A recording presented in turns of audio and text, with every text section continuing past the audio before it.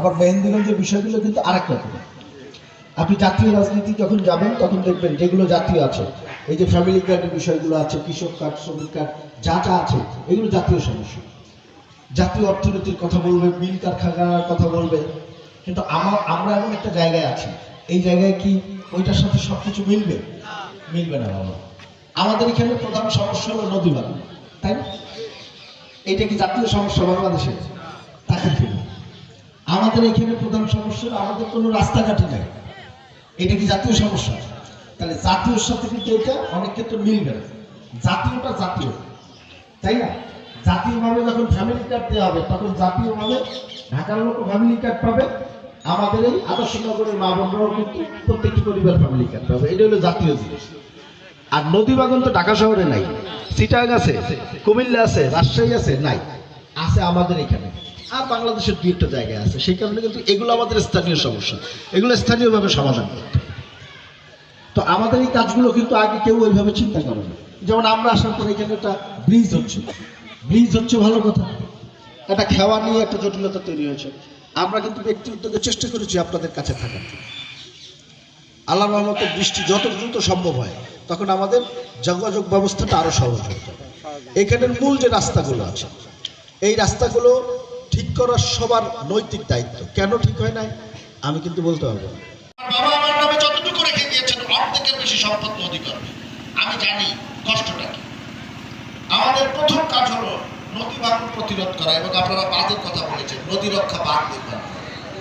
বাঁধ দিতে গেলে ভাঙন রাখতে হবে, ভাঙন রাখতে বাঁধ দিয়ে তো লাভ, বাঁধ তো ভাঙন রাখতে হবে।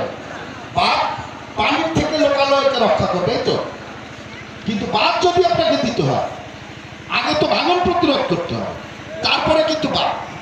আমাদের কাজ থাকবে আগে আমরা ভাঙন প্রতিরোধ করব, তারপরে আমরা বাঁধ তৈরি করব।